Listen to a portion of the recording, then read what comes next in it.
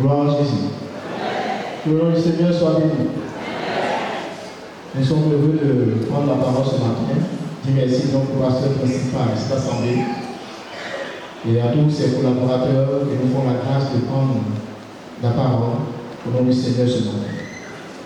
Avant d'aller plus loin, donc, nous allons prier pour l'écoute de la parole du Seigneur et nous voulons demander à notre moment le plus de passer à de prier et de demander à la grâce du Seigneur.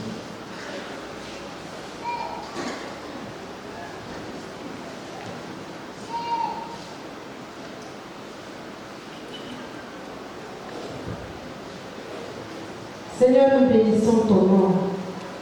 Nous te disons merci, Seigneur, ce matin.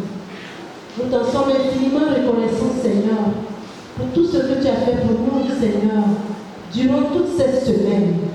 Nous sommes à ta présence, Seigneur, et tu t'es choisi, Seigneur, ce temps. Oh Père, pour nous nourrir. Nous prions que tu disposes nos cœurs. Nous prions que Père, à travers lui, éternel, et que tu nous fasses du bien, éternel. Que ton nom soit glorifié. Conduis-le, dirige-le, Père, et parle à travers lui, éternel. Au nom puissant de Jésus que nous t'avons prié. Et que chacun de nous soit servi pour la semaine. Amen. Amen. Que toute la gloire va prévenir au Seigneur. Alors ce matin, le texte qui va nous servir de base, donc, est un texte que nous connaissons. C'est le texte de 1 Samuel, chapitre 17. En réalité, c'est tout le chapitre que nous avons besoin. Mais nous n'avons pas de lire, il est assez long. Nous avons juste lu quelques versets. Et donc, de ce texte, par la grâce du Seigneur, nous entreprendrons sur ce sujet quelques secrets pour réussir un combat spirituel. Prenons donc nos Bibles dans le livre de 1 Samuel, le chapitre 17. Le livre qui parle de cette histoire que nous connaissons tous. L'histoire de David et Goliath. Nous lisons donc à partir du verset 1, je lis donc dans la version du second. Les Philistins réunis leur armée pour faire la guerre et ils se rassemblaient à Soko, qui appartient à Juda. Ils campaient entre Soko et Azeka, à Bethel d'Ammon. Saül et les hommes d'Israël se rassemblèrent aussi. Et il campait dans la vallée de Bérédé. Et il se mit en ordre de bataille contre les Philistins. Les Philistins étaient vers la montagne d'un côté et Israël était vers la montagne de l'autre côté. La vallée est séparée. Un homme sortit du camp des Philistins et s'avança entre les deux armées. Il se nommait Goliath. Il était de Gath. Il avait une taille de 6 coudées, qui est équivalent d'environ 3 mètres. Il avait donc une taille de 6 coudées. Sur sa tête était un casque d'airain et il portait une cuirasse à écailles du poids de 5000 cycles, qui est équivalent de 7 kg. Il avait aux jambes une armure d'airain et un javelot d'airain entre les épaules. Le bois de sa lance était fort, une ensourde de tisserand, et sa lance pesait 600 cycles de fer, équivalent à 7 kg. Celui qui portait son bouclier marchait devant lui. Le Philistin s'arrêta et s'adressa au groupe d'Israël rangé en bataille. Il leur dit: pourquoi sortez-vous pour vous ranger en bataille? Ne suis-je pas le Philistin? N'êtes-vous pas les esclaves de Saül? Choisissez un homme qui descende comme moi. S'il peut le battre et qu'il le tue, nous vous serons assujettis. Mais si je l'emporte sur lui et que je le tue, vous nous serez assujettis. Et vous nous servirez. Le Philistin dit encore: je jette en ce jour un défi à l'armée d'Israël. Donnez-moi un ordre et nous nous battrons ensemble. Saül et tout le peuple entendit ces paroles du Philistin et fut effrayé et saisi d'une grande crainte. Amen. Nous vous encourageons donc après la lecture de tout ce passage riche en enseignement à la maison. Disons donc que Israël et les Israélites ont toujours été en guerre avec les Philistins. Dans notre esprit, également ce matin, il s'agit toujours d'une guerre opposant donc les Israélites aux Philistins. La particularité de cette guerre, cette fois-ci, c'est que ce n'était pas tout le monde qui devait combattre. Mais on devait choisir une personne du côté des Philistins et une personne du côté d'Israël. Alors les Philistins, qui avaient déjà préparé leur coup, vont avoir un monsieur comme Goliath, qui a sa forme, sa taille déjà, toutes ses larmes amenées à avoir peur de lui. Du côté israélien du moins, il n'y avait pas encore quelqu'un. On avait même peur de ce monsieur-là. C'est dans ce contexte-là que va arriver donc un jeune homme du nom de David qui, venant voir, avoir la nouvelle de ses frères, va tomber sur cette histoire. Va entendre les propos de ce monsieur en train de jouer le grand Dieu et son peuple. David donc va s'insurger contre cela, va se révolter contre cela. Il est inadmissible d'accepter donc qu'un incirconcis se mette à insulter le Dieu vrai. De même, l'Église aujourd'hui, et chaque chrétien que nous sommes exposés à beaucoup de réalités, de combats perpétuels tout le long de notre vie. Dans la famille, des réalités, au niveau des enfants, de la volonté de se marier, d'un niveau ou d'un autre, nous sommes confrontés à beaucoup de réalités, à beaucoup de combats. Sachant, chers frères et sœurs, que notre adversaire n'est jamais fatigué. J'aime le dire, il fait son travail et il le fait très bien. Celui de nous attaquer, celui chaque fois de là à attendre, cherchant l'occasion pour frapper. Dans ce contexte, donc, nous voyons que le jeune David va battre ce géant Goliath par la grâce du Seigneur. Nous voulons aussi sortir victorieux du combat. C'est pourquoi nous avons proposé ce thème, donc quelques secrets pour réussir un combat spirituel. Le titre que nous poursuivons, c'est que chaque frère et sœur de cette assemblée soit victorieux dans ce combat. Que chacun de nous puisse triompher, car c'est la volonté de Dieu pour chacun. Pour donc comprendre notre sujet, nous verrons donc quelques sujets, quelques secrets donc, que nous avons élevés pendant ce temps de message. Nous parlerons certainement de ces sujets parlant du fait qu'il faut comprendre, prendre conscience qu'il y a nécessité d'entrer en combat. Prendre conscience de la nécessité d'entrer en combat. Et si c'est là, nous sommes conscients qu'il faut que les choses changent, et nous faut donc nous lever. Nous lever, faire preuve d'audace. Bien sûr, avant cela, il faut connaître son identité. Savoir qui nous sommes, c'est que nous parlons du Seigneur. Faire preuve d'audace pour lever. Nous appuyer sur la connaissance que nous avons, la révélation que nous avons de Dieu que nous servons. Et arracher ce que nous devons les doigts en battant notre foi sur l'éternel. La première pensée donc que nous voulons vous proposer ce soir matin du moins est celle-ci. Prendre conscience de la nécessité du combat. Les versets 23 à 26 nous le montrent clairement. David arrive, il attend les propos de ce monsieur. Israël qui dit avoir le grand Dieu se voit être insulté. Vous voulez encore plus loin, au verset 10, ce n'est pas Israël qui s'apprend, mais il s'attaque au Dieu d'Israël. David donc regarde la scène, il voit tout ce qui se passe. Lui, il n'a pas invité dans le combat des gens, il est juste venu pour prendre les nouvelles de ses frères. Mais il arrive, il regarde, il voit que ce monsieur-là est en train de dénigrer, insulter, manquer de respect au Dieu grand. Faut-il permettre, laisser ce monsieur continuer à faire ce qu'il fait? Ça y est, son armée, eux, avaient peur. Personne d'autre ne pouvait réagir à cela. Et parfois, nous réagissons ici. Face à cette réalité que nous avons, quelqu'un a dit ceci, je préfère signer un partenariat avec le gars pour ne pas qu'il m'attaque. Frère, il faut changer cette mentalité. Il va t'attaquer toujours. Lui, il fait son travail. Et il fait bien son travail.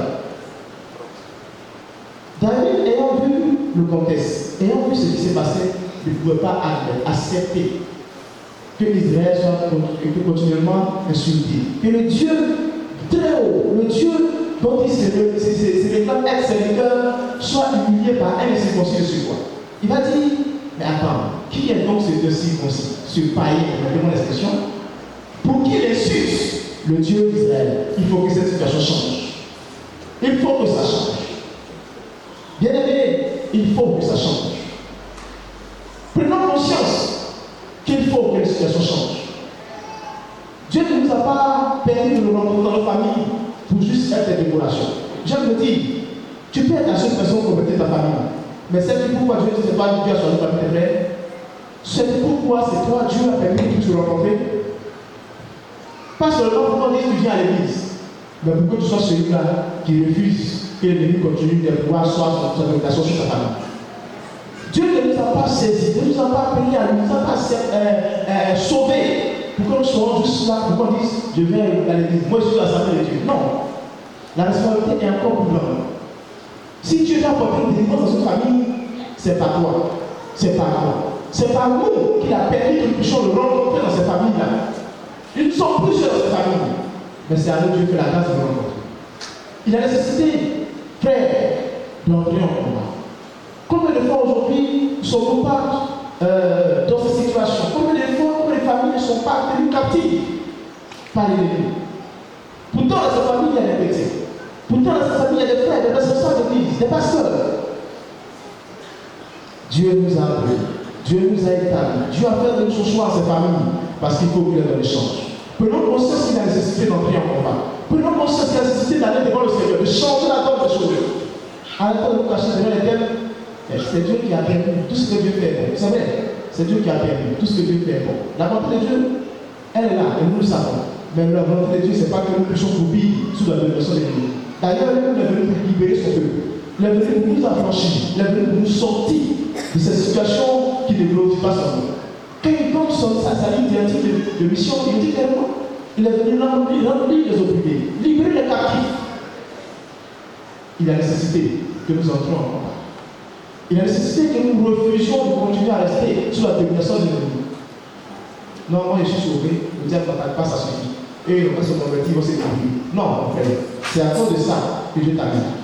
Comme Esther, Mardochée a dit, qui sait, si ce n'est pas pour des temps comme ceux-ci que Dieu a permis que tu atteignes la rencontre. Il a nécessité que nous nous levons. Il a nécessité que nous nous levons, chers frères et sœurs. Parce qu'il faut que la donne change. Il faut que les choses changent à notre niveau. Il faut que les choses changent dans notre famille. Et c'est pas à toi, c'est pas à moi que Dieu veut passer. Prenons conscience que la nécessité d'entrer en combat. La deuxième vérité que nous voulons relever se situe au verset 6. Au verset 6, regardez la déclaration que David fait. David dit aux hommes qui se trouvaient auprès de lui, que fera-t-on à celui qui tuera ce Philistin et qui ôtera le port de dessus Israël? Qui est donc ce Philistin, cet incirconcis, pour insulter l'armée du Dieu vivant? David, après avoir entendu les propos joyeux de Goliath, ne pouvait pas accepter que cela continue, n'est-ce pas? Alors, lui, qui sait qui il est, qui sait ce qu'il représente aux yeux de Dieu, il sait à quel Dieu il appartient, il ne peut pas accepter une telle situation. L'une des choses qui fait souvent qu'on a même peur en tant que chrétien d'aller au bled parce qu'il y a sorcier, c'est parce qu'on ignore notre identité. Parce que nous ignorons qui nous sommes. C'est pourquoi la grande position que nous voulons délivrer, c'est connaître son identité en Christ. Sais-tu ce que tu es aux yeux de Dieu? Est-ce que vous savez que le monde est tellement peur de nous? Frère, j'aime dire aux gens, écoutez, le prince, ou bien même le roi, s'il a 2 ans, s'il a 1 an, il a 5 ans, quand il ignore qu'il est roi, il ne peut pas jouir des prérogatives des droits du roi. Et parfois, nous enfants de Dieu qui avons toute cette grâce du Seigneur avec nous, c'est nous qui avons peur, les gens qui vont avoir peur de nous. Parce que nous ignorons que nous sommes en elle. David pouvait se dire, arrêtez de vous troubler, arrêtez de paniquer. Ce monsieur-là, qu'est-ce qu'on va faire pour celui qui va le tuer? Parce qu'il savait qui il était.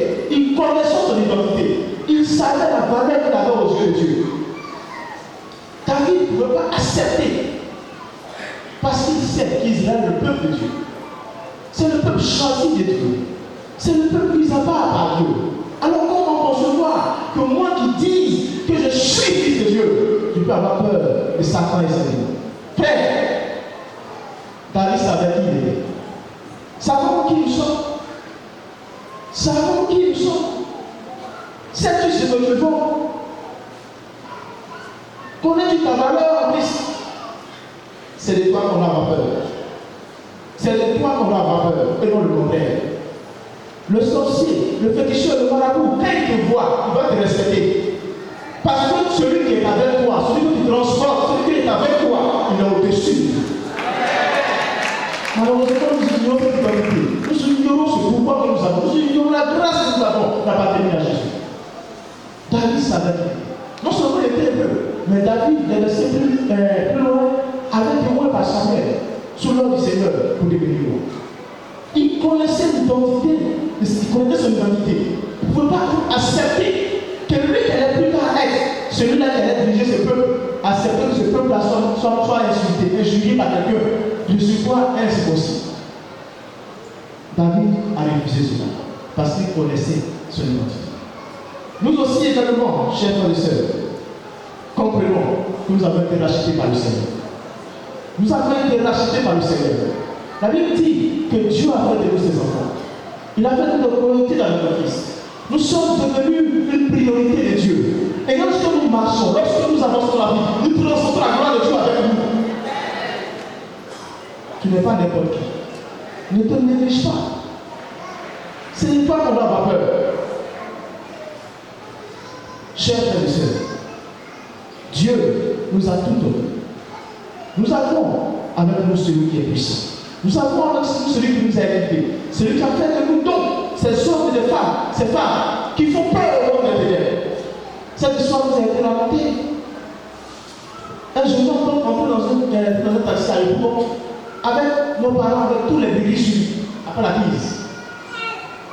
Et ce monsieur était assis dans le taxi. Et le jeune homme taxi, le jeune homme arrête le taxi. Et il monte. Vous voyez, ce monsieur surchargé, ici, par là, partout, dans le pays, il était vraiment chargé. On aurait pensé même que c'est quelqu'un qui était des mieux films. Le jeune homme monte, un jeune. Il monte dans le taxi avec ce monsieur.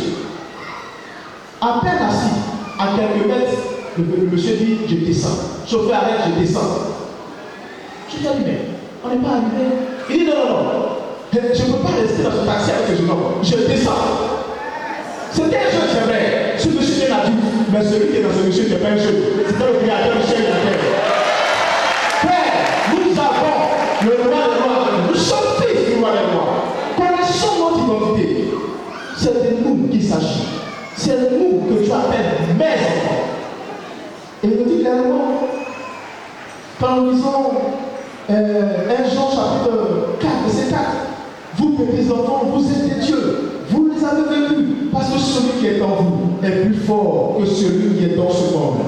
Il va vous dire, en 1 Jean chapitre 2, verset 13 à 14, nous avons vaincu le malheur en Christ, chers frères et sœurs. Notre identité chrétienne nous donne d'être victorieux. La troisième clé ou point que nous voulons vous révéler, c'est tout au verset 32. David dit ceci, au verset 32, pendant que tout le peuple est apeuré. Il dit ceci, que personne donc ne se décourage à cause de ce Philistin. Ton serviteur ira se battre avec lui. Quelle audace! Toi, David, tu es berger, tu sais soulever un mouton. Le monsieur là, depuis les petits là, on l'a préparé pour faire combat. Tu ne sais même pas la bébé. David dit, calmez-vous. Ce monsieur là, que vous voyez, moi je vais aller me battre avec lui. David pouvait le dire, il doit faire d'audace parce qu'il savait qui il était. L'audace, c'est la disposition qui porte à des actions difficiles, dangereuses, au mépris des obstacles. Le contraire, c'est la peur, la crainte, la lâcheté. David n'ignorait pas la puissance de Goliath. Il n'ignorait pas que Goliath était un soldat qui était préparé à la bataille. Il savait cela. C'est pourquoi justement qu'Israël avait peur. C'est pourquoi justement qu'Israël avait peur. Il n'est pas aveugle. Il a vu Goliath. Il a vu la forme de Goliath. Il a vu ce monsieur prêt à se battre avec lui. Il savait que du point de vue humain, il ne pouvait pas rivaliser avec Goliath. Si on parle sur le plan militaire, qu'est-ce que David devant Goliath? Quelqu'un qui a été préparé. Il fait 3 mètres. Son âme seulement fait 57 kilos. Tu peux faire quoi devant lui? Toi, un chasseur de moutons. Mais David dit, je vais me battre avec lui. Que personne ne soit trouvé. Moi, je vais me battre avec lui. Pourquoi? Parce que David savait qui il était. Quand nous savons qui nous sommes, nous n'avons pas peur d'entrer en combat. Quand nous savons qui nous sommes, nous n'avons pas peur de nous dire cette situation va changer au nom de Jésus. Quand nous savons qui nous sommes, il faut parler à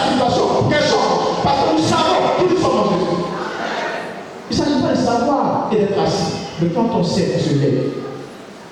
David dit, j'irai me battre avec ce monsieur. Je vais me lever et aller combattre ce monsieur. Père, sais-tu qui tu es? Si tu le sais, lève-toi et change la situation au milieu de ta vie. Change la situation au milieu de ta vie. Change la situation dans des situations qui paraissent. Change-la. Que Dieu nous aide à comprendre ces versets. Jacques a dit, soumettez-vous à Dieu. Donc à Dieu de résister au diable et il fuit vers le monde. Le diable, il ne va pas lui apprendre. Jacques le dit, il a le comportement de musées qui sont à la gare. Quand il vient, il va t'intimider. Il est le plus dans cette peur. Quand tu as peur d'être, il a eu son matelas, boum, c'est toi. Mais quand il crie là, le gars il sait qu'il est, il prend la fuite. Chers frères et sœurs, quand vous savez qu'on est devant nous, il ne s'agit pas de savoir qui tu es, mais il s'agit de se lever et changer la situation. Dieu est avec nous, parce que nous sommes des enfants de Dieu. David ne s'est pas contenté de savoir qui il était, mais il s'est levé. Il a décidé d'aller affronter Goliath. On leur dit, du point de vue humain, c'était suicide. Mais c'est vrai, Goliath est puissant, mais mon Dieu il est tout puissant. Alors je vais terrasser ce Goliath parce que le plus puissant est avec moi. Chers frères et sœurs, nous pouvons renverser les situations. La quatrième clé que nous voulons vous proposer, le 14e que nous voulons vous proposer, c'est avoir une bonne connaissance de Dieu.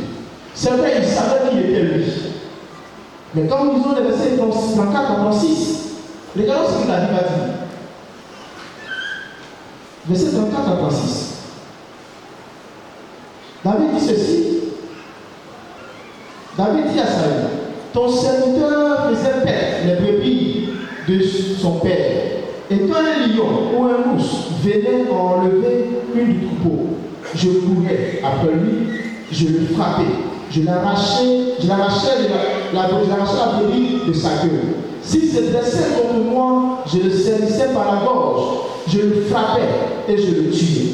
C'est ainsi que ton serviteur a terrassé le lion et l'ours, et il en sera du Philistin, de ce circoncis, comme de l'un d'eux, car il a insulté l'Éternel, il a insulté l'armée du Dieu vivant. Car il a insulté l'armée du Dieu vivant. La quatrième clé, comme nous l'avons dit, c'est avoir une bonne connaissance de ce Dieu. David dit, c'est vrai, Goliath là, il est prêt pour la guerre. C'est vrai, il a tout son armure, il a son épée, il a tout ça, c'est vrai. Mais le Dieu que moi je sers, écoute bien moi, le Dieu que je sers, quand le lion est venu attaquer les brebis, le Dieu a permis qu'il puisse tuer le lion. Quand l'ours est venu, mon Dieu a permis qu'il puisse tuer l'ours. Le même Dieu qui a permis cela, permettra que j'arrive à bout de ce Goliath. Il savait de quel Dieu il s'agissait. Il dit, ce Philistin est en train d'insulter le Dieu des armées, l'armée du Dieu d'Israël. Il est en train d'insulter pas n'importe quelle armée. Il n'est pas en train d'insulter n'importe qui, mais il insulte le Dieu tout-puissant. David savait que le Dieu qu'il a gardé hier allait encore le garder dans ce combat. Cette connaissance qu'il avait de Dieu amenait David à dire, même s'il est grand, même s'il est toi-même, même si son épée fait 57 km, j'irai pas contre lui que je vaincrai ce Goliath. Parce que je sais que celui qui était avec moi hier, c'est avec moi aujourd'hui et me donnera cette victoire. Chers frères et sœurs, avons-nous la bonne connaissance du Dieu que nous servons? Savons-nous que celui que nous servons est celui qui a créé le ciel et la terre? Savons-nous que celui que nous servons est celui à qui tout appartient? Savons-nous qu'il est l'Éternel des armées? Savons-nous qu'il est au-dessus de tout? Ce Dieu qui va de victoire en victoire, sais-tu à qui tu appartiens? Quelle connaissance ou révélation as-tu de ce Dieu? David avait une bonne connaissance de Dieu. Il savait qu'il avait avec lui le Dieu qui garde et qui protège. Il savait qu'il avait avec lui le Dieu qui secoue. Il savait qu'il avait avec lui le Dieu qui protège. Le Dieu avec qui, lorsque nous sommes dans l'assurance. Le Dieu avec qui, lorsque nous sommes, nous ne perdons rien. Le Dieu avec qui, lorsque nous sommes, la victoire est assurée. C'est ce Dieu-là qu'il avait avec lui. Avec quel Dieu tu marches? Un homme infériorité, incapable de résoudre la situation? Non, mes frères. Ce n'est pas ce Dieu-là que nous avons. Celui que nous servons est celui avec qui il n'y a pas d'impossible. Le mot impossible n'existe pas. La science peut le dire, les hommes peuvent le dire, tout le monde peut le décréter. Mais celui que nous servons, est bon et celui qui a le Dieu de l'impossible. Et rien n'est impossible. Aucun de nos dieux n'est au-dessus de lui. Ce n'est pas une statue, ce n'est pas une invention humaine. C'est lui qui a tout, il est propriétaire de tout. C'est celui-là à qui tu appartiens. David avait une pleine révélation, bonne connaissance de Dieu. Il savait que ce Dieu l'avait gardé hier. Il savait que ce Dieu sait garder ses enfants. Il sait que Dieu fait triompher ceux qui comptent sur lui. As-tu cette connaissance de ton Dieu? Quelle révélation, connaissance as-tu du Dieu que tu sais? Est-ce un Dieu qui se débrouille ou un Dieu qui tient tout entier? Cela est déterminant dans son combat. Les hommes s'appuient sur les armes au combat. David savait à qui il avait affaire. Il avait une bonne connaissance du Dieu qui sait. C'est pourquoi nous pouvons comprendre aisément le psaume 23, verset 4. Il dit, lorsque je marche dans la vallée de la mort, je n'ai craint aucun mal. David n'est pas pour dire que le danger a disparu de la vallée. Non. Il dit parce que ta main de ton bâton me rassure. Parce que ce Dieu marche avec lui. Même s'il y a le danger, même si l'ennemi s'est découvert, même si les situations difficiles sont devant, je triompherai parce que j'ai ce Dieu avec moi. Il avait cette assurance parce qu'il connaissait le Dieu qui s'aime. Donc, quand nous voulons relever, c'est de ne pas céder au découragement. Les versets 28 et 33 nous disent, quand David attend les propos de ce monsieur, indigné qu'il est, son frère a mis un petit carton, je le connais. Petit, pas dire ça. C'est pas ton affaire, il faut le partir chez lui. Calme-toi, petit, et au verset 33, quand on va voir devant le roi Saül, on lui dit, David, un jeune homme est en train de parler, Saül regarde petit. Mon petit, est-ce que tu es sûr que tu peux aller faire par là derrière le monsieur? Petit, c'est pas mieux, tu vas aller chez tes parents, tu vas élever tes boulons. Mais David, non. Il ne s'est pas laissé intimider. Vous savez, frère, quand vous êtes dans un combat spirituel, par moment, vous avez l'impression que plus vous allez dans le combat, plus les choses deviennent difficiles. Plus vous allez en profondeur, plus vous avez l'impression que tout va mal autour de vous. C'est fait exprès, c'est vous décourager. Le jour où vous allez vous relâcher, vous deviendrez quelqu'un, vous serez vécu. David a compris que c'est vrai, c'est le roi qui a parlé. C'est vrai, c'est mon frère qui a parlé. Mais celui à qui je crois, ce n'est pas un homme, c'est Dieu. Si nous voulons être victorieux dans le combat, ne cédons pas au découragement. Ne cédons pas au découragement. Quand même dans ce combat, plusieurs de nous te disent, tu pries encore pour ça encore, n'es pas fatigué, il faut accepter ça comme Paul. Frère, souvent ce passage on le comprend mal. Paul n'a pas accepté les charges dont il souffrait. Paul a prié, au point où je dis, c'est bon petit. C'est moi qui ai décidé, il faut accepter ça comme ça. Souvent on dit non, c'est Dieu qui a fait, il peut me placer là. Non. Frère, il faut prier. Dis à Dieu, Seigneur, que ça change. Si Dieu te dit maintenant, ça c'est moi qui ai permis, c'est bon, tu auras de la part. Tu l'as permis quoi? Mais attention, chers frères et sœurs, ne cédez pas au découragement. Quand il y aura des situations, des gens qui donnent découragement. Quand tu voudras dire, je vais prier mon oh, ma soeur, c'est bon, sujet là, depuis que tu es petit, ça ne change pas, laisse comme ça. Il dit, David pouvait dire, c'est bon, il y a plein d'affaires pour rentrer dans la maison. Mon grand frère a parlé. En plus, le roi qui va m'encourager, me donner son fils, dit, petit, il faut laisser. David dit, ça ne change pas. Je viens jusqu'au bout. Je me laisse à papa et je ne vais plus ce Philistin. Va, peu importe les épreuves, peu importe les situations, peu importe l'obstacle qui sera devant moi, continue, avance avec Dieu. Car la victoire est au bout. Il n'y a jamais de victoire sans décider. Tu ne peux pas devenir héros si tu n'as pas combattu. Il nous faut ne pas céder au découragement, mais aller jusqu'au bout.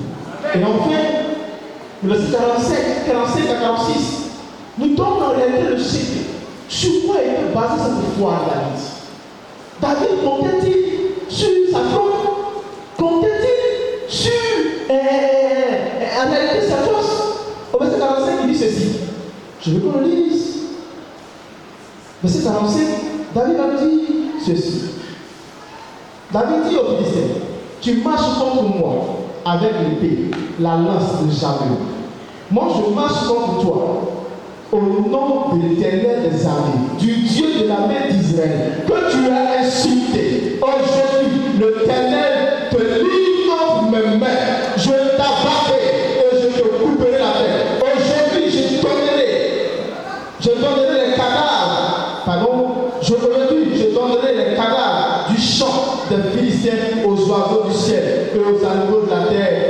et toute la terre saura qu'Israël a un Dieu.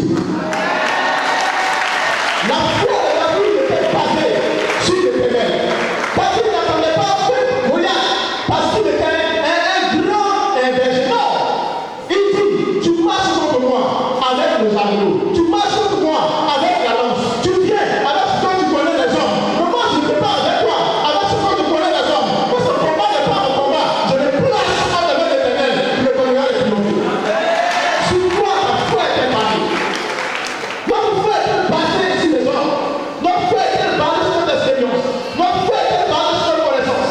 David a fait de toutes ces choses. Il ne mentionnait pas sa tombe. Il dit, monsieur, c'est vrai, tu as toutes ces choses. Mais ce combat n'est pas mon combat. Je suis un petit représentant du grand Dieu qui est derrière moi. Du grand Dieu qui m'envoie. Ce n'est pas mon combat. Tu penses pouvoir le gagner parce que tu comptes sur tes forces. Tu comptes sur ton armement. Mais moi, je compte sur l'Éternel. Nous triompher, chers frères et sœurs. Basons notre foi sur l'Éternel. C'est lui qui nous fera triompher. C'est lui qui nous amènera dans la victoire. Parce qu'il est le Dieu de victoire. C'est avec lui que nous serons victorieux. David a compris ce principe. Notre prière donc ce matin, c'est que chacun de nous comprenne ce principe. Que chacun de nous comprenne ce principe. Et Moïse me le dit, quand nous lisons Exode, chapitre 14, verset 15, il dit, Moïse répondit au peuple, ne craignez rien, restez en place. Regardez la délivrance que l'Éternel va vous accorder en ce jour, car les Égyptiens que vous voyez aujourd'hui, vous ne les verrez plus jamais. Moïse n'a pas dit, je vais vous délivrer.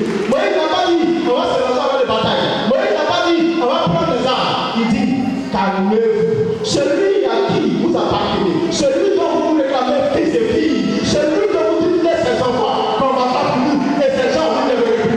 Parce que c'est Dieu qu'on va vous sauver. Chers frères et sœurs, sur qui ta foi repose.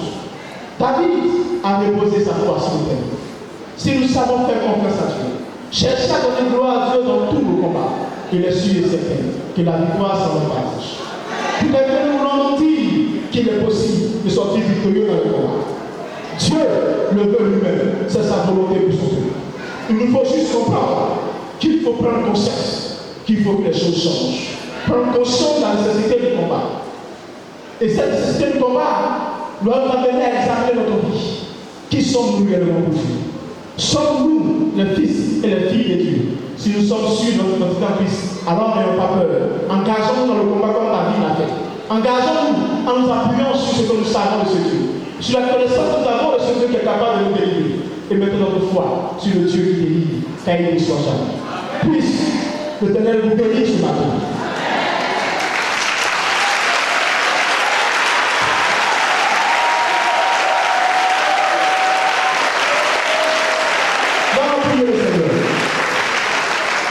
Nous allons prier le Seigneur. Je vais demander à tout le peuple de Dieu, avec vos permissions et sécurité. Tu vas dire, Seigneur, moi je veux être un victorieux. Je veux sortir victorieux des combats. Peu importe la situation en face de toi. David, humainement, ce n'était pas possible. Mais la victoire à la fin, notre texte dit que Goliath est tombé. Sa tête a été coupée. Et le corps de Goliath a servi, comme David a dit, à la nourriture aux oiseaux, aux animaux des champs. Tu vas dire au Seigneur, je veux vraiment être victorieux. Donne-moi donc de me saisir de ces esprits, afin d'entrer dans ma victoire. Prions le Seigneur.